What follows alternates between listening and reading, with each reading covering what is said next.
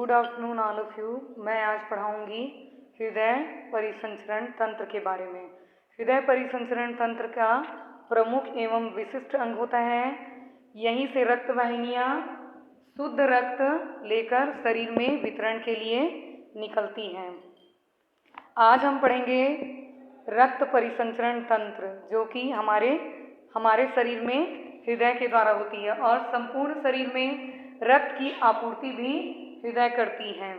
इस प्रकार कोशिकाओं के माध्यम से रक्त शरीर के दूरस्थ कोशिकाओं तक पहुंचता है और भ्रमण के दौरान रक्त नलिकाएं विकारों से भर जाती हैं।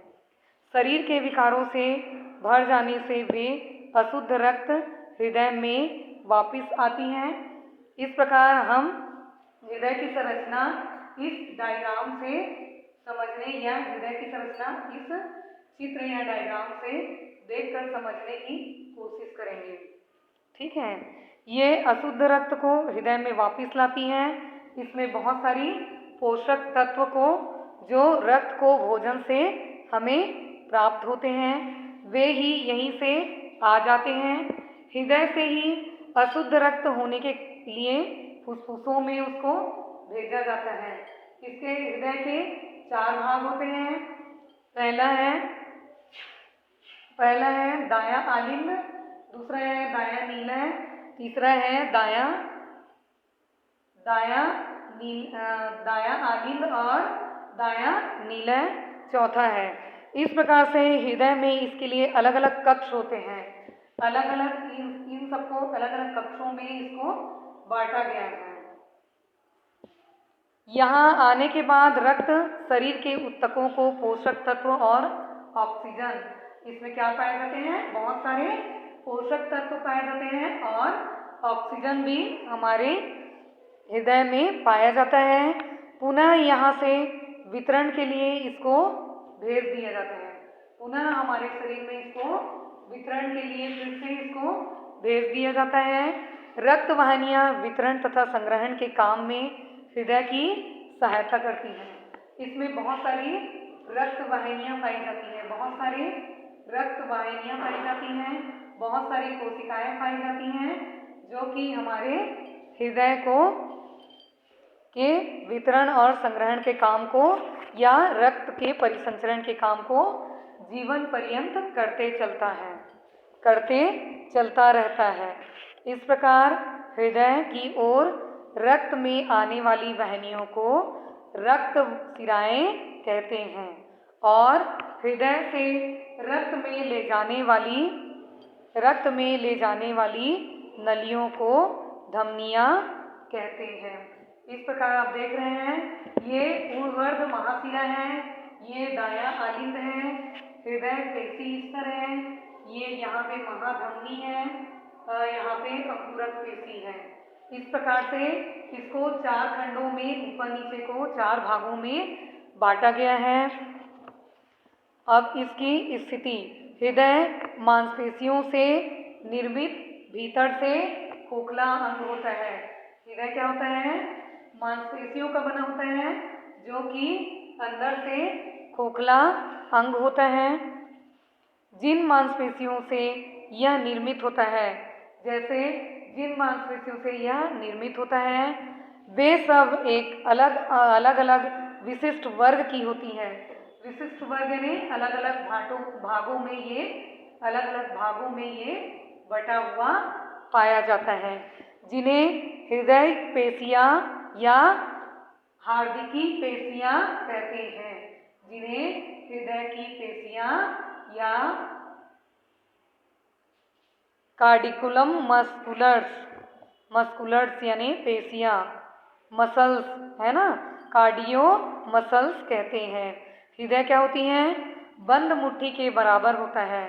हृदय कैसा दिखाई देता है?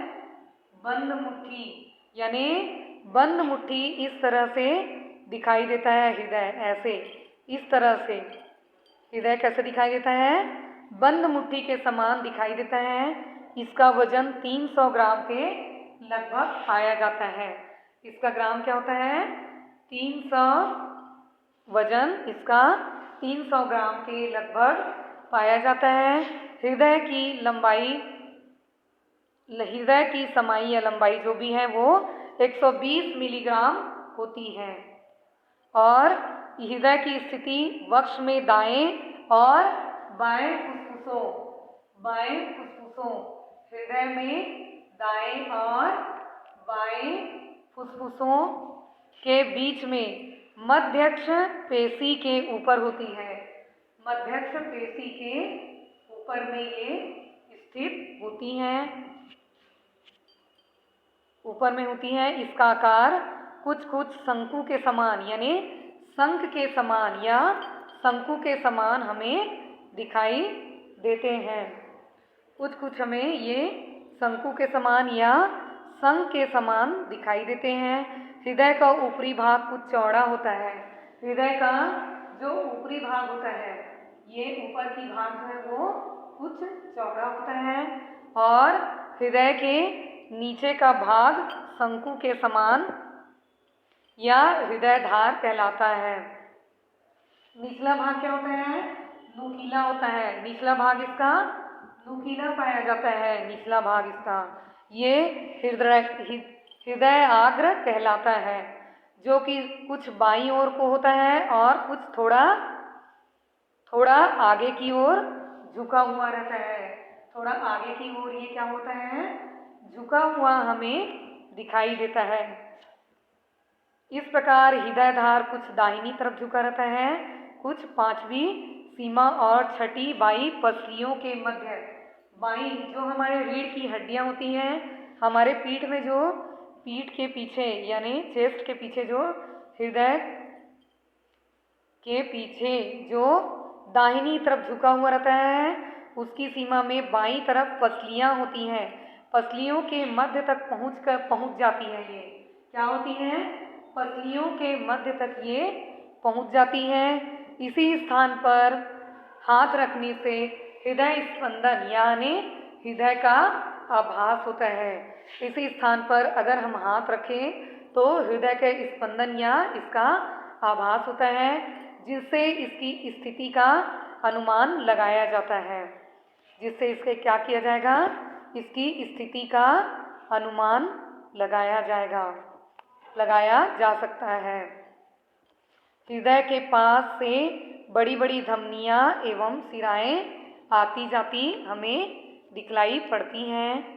इसकी संरचना 3 भागों में, इसका जो स्ट्रक्चर रहता है, हृदय की संरचना यानी हृदय की जो संरचना है या हृदय की धड़कन जो है वो हृदय की संरचना जो है वो 3 स्तरों में बांटा गया है। 3 पटलों में इसको बांटा गया है। पहला है परिहृदय यानी पेरिकार्डियम, इसको कहा जाता है। हृदय का जो बाहरी लेयर होता है उसको पेरिकार्डियम कहा जाता है। दूसरा हृदय पेशी यानी मायोकार्डियम कहा जाता है। हृदय पेशी यानी इसके मध्य के भाग, जो हृदय के मध्य के भाग को मायोकार्डियम या मध्यकार्डियम कहा जाता है, यानी मायोकार्डियम इसको कहा जाता है। तीसरा है अंतः हृदय स्तर यानी एंडोकार्डियम, जो अंदर का स्तर होता है, लेयर होता है, उसको एंडोकार्डियम कहा जाता है। इस प्रकार से इसका स्ट्रक्चर यानी इसकी संरचना 3 भागों में इसको बांटा गया है। फिर है नेक्स्ट है पेरिकार्डियम। पेरिकार्डियम में क्या होता है? यह एक दोहरे स्तर वाला तंतुमय थैला होता है। इसमें 2 तरह का स्तर होता है। जो ऊपरी भाग होता है इसमें क्या पाया जाता है? 2 तरह का स्तर पाया जाता है, जो कि हृदय को ढके हुए रहते हैं। और इस थैले के दोहरे स्तर में पार्श्विक भाग को तंतुमय थैले से सटा हुआ रहता है, यानी मध्य भाग से ये सटा हुआ पाया जाता है। इसमें हृदय पेशी से सटा रहता है। ये हृदय की मांसपेशियों से ये सटा रहता है। दोनों के मध्य में एक शिरस द्रव भरा रहता है। द्रव भरा पाया जाता है। इसके मध्य में ये जो होती है वो शिरस्त्र भरा पाया जाता है। इसमें क्या कहा जाता है?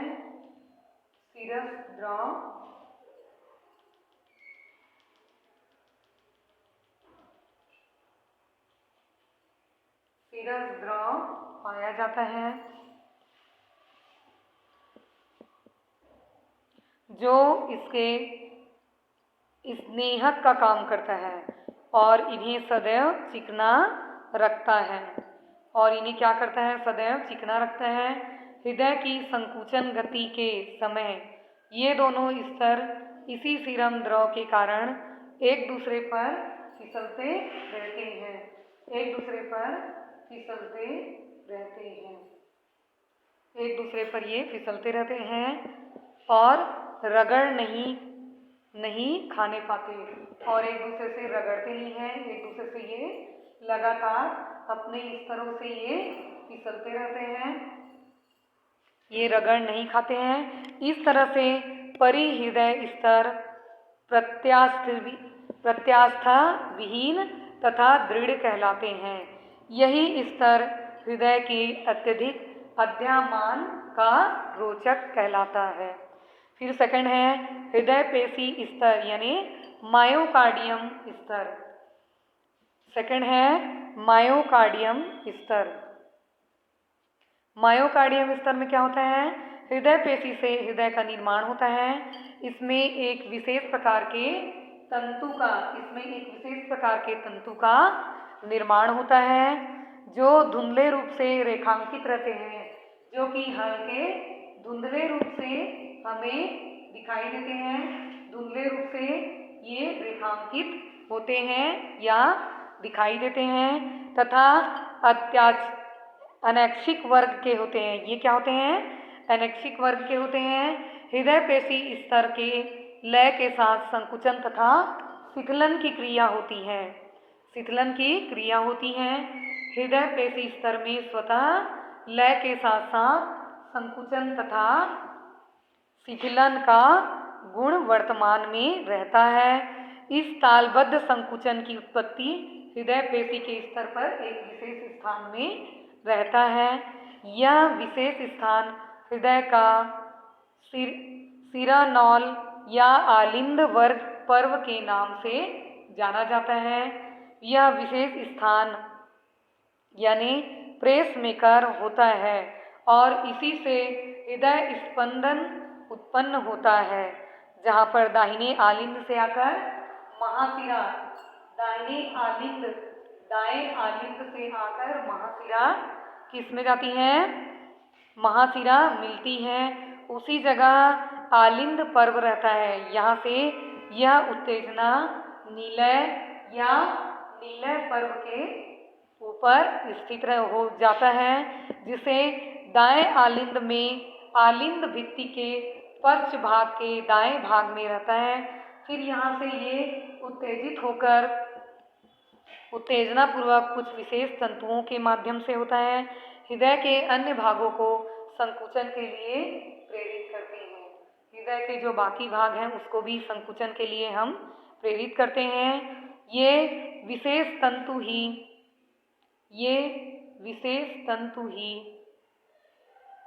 इन तंतुओं की शाखाएं इस उत्तेजना को हृदय के अन्य भागों में पहुंचाती हैं। अंत में यह उत्तेजना स्वयं समाप्त हो जाती है।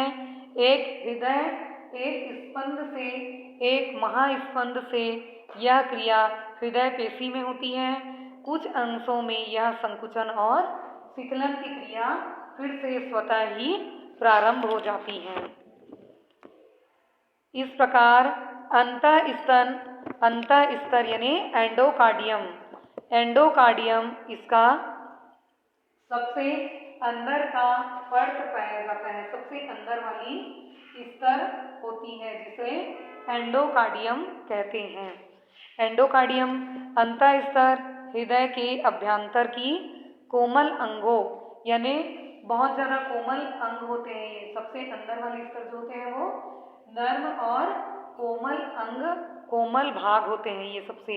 यह अंतः त्वचा से चपटी पाई जाती है, चपटी और चिपकी हुई पाई जाती है। जो अंतः त्वचा होती है उसे सबसे चिपकी हुई और सबसे अंदर की परत होती है ये, जो बहुत सारी कोशिकाओं से निर्मित होती है, जो बहुत सी कोशिकाओं से मिलकर बनती है या इसका निर्माण होता है।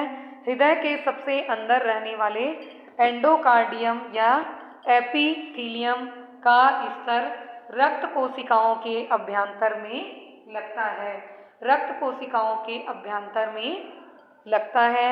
हृदय के अंदर रहने वाले कपाट आदि सब इसी से आच्छादित होते हैं। इसी से क्या होते हैं? इसी स्तर से आच्छादित होते हैं। इन्हीं रोगों में हृदय की पेशियां दुर्बल हो जाती हैं। इन्हीं रोगों में हृदय की पेशियां दुर्बल हो जाती हैं, तब वे अपने निश्चित कार्यों को कुशलता से संपन्न करने में असमर्थ हो जाती हैं। अगर ये दुर्बल हो जाएगी तो क्या होगी?